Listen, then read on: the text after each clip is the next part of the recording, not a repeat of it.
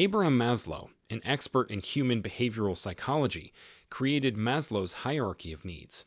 The hierarchy was initially created to clarify how fundamental human wants and desires relate to one another. The hierarchy is divided into 5 categories and is frequently represented as a pyramid. Simply put, we won't work to fulfill any additional demands unless we can meet the most basic human requirements at the bottom of the hierarchy. As soon as a criteria is met, we advance up the ladder. Maslow's theory of motivation. Physiological needs. These are the underlying needs we as humans can't live without. Food, water, sleep, oxygen, etc. Safety needs. We all need to feel safe, whether that be physically, financially, or job security and health. Social needs. We all look for social connections in friends and family. Esteem needs. We all desire to have respect and be respected by others. This includes self-esteem, confidence, and a sense of self-achievement. Self-actualization. This is realizing one's full potential, and this will differ from person to person. This is the highest level on the hierarchy and what we are all striving for. Accessing a customer's psychology is more crucial than ever as marketing grows more and more individualized. While technology has been essential to these efforts, there are other ways outside simple observation to see inside your customers' heads. Maslow's hierarchy of wants offers a technique to assess your consumer's motives in a way that goes beyond what raw data typically reveals. With the help of these useful insights, you can develop marketing that is emotionally appealing and targets the demands of your target audience. Maslow's hierarchy of requirements, which he developed, asserts that all people have basic wants that must be met. Physical and safety needs can be met, as well as more ethereal wants like love, esteem, and self-fulfillment. Despite being pictured as a pyramid in popular culture, research shows that not all needs must be met in order for another to be satisfied. This allows marketers the chance to target each demand specifically and each client who is trying to fill it. Maslow's needs give you a framework to base your marketing strategy around. You can tailor your marketing to appeal to a person's need for respect, love, and fulfillment, or just their basic survival needs. Despite possible cultural variations, studies demonstrate that these demands are universal. You have countless alternatives for how to apply Maslow's hierarchy of needs to your marketing initiatives, particularly when creating buyer personas. An outline of a perfect consumer, emphasizing their internal motives and pain points, is called a buyer persona.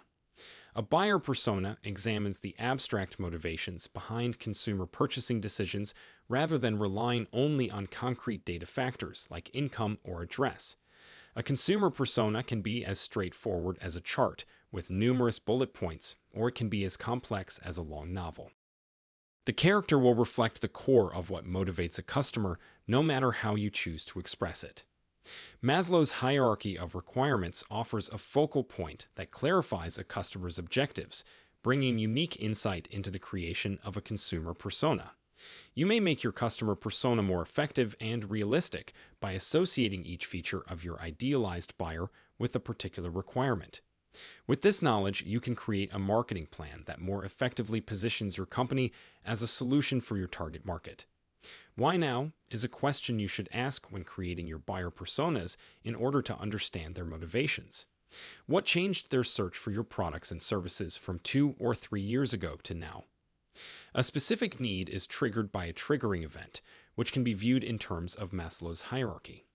If you can pinpoint both, you can put yourself in the best possible position to appeal to your ideal customers as they start their search. You may create messages to reach people who are much earlier in the purchase cycle once you know what pressures brought a potential client to you in the first place. As a result, you have the chance to help that person before your rivals are aware they exist. They will remember you and may return later when they are ready to buy, even if they decide not to buy right away or perhaps choose another firm. It becomes immediately clear that there are separate requirements that will require their own set of communications to be met when we think about applying Maslow's hierarchy to marketing. In stark contrast to someone wanting to fulfill esteem requirements, the messaging for someone looking to fulfill physiological needs is very different. We may tailor our marketing to address the specific kind of buyer we wish to reach if we consider the specific demands of buyer persona we'll seek to satisfy at a given level within Maslow's hierarchy. Take the case of someone who recently received a significant promotion and is looking to purchase a premium vehicle. With the car serving as a status symbol that will elevate them in the eyes of their new friends, we could conclude that this individual is attempting to satisfy a need for self-actualization. On the other hand, someone who recently started a new job and is living paycheck to paycheck will just want a reliable form of transportation. When buyer personas and Maslow's hierarchy of requirements are combined, there are countless opportunities to reach new clients. You may more accurately identify your consumers' demands and put your company in a better position to meet them by combining the data from the two sources. This can help you adjust to, and even anticipate, shifting tastes and trends, making your company more responsive to what customers need when they need it. In the end, considering Maslow's hierarchy of needs can help you create better buyer personas and grow your firm.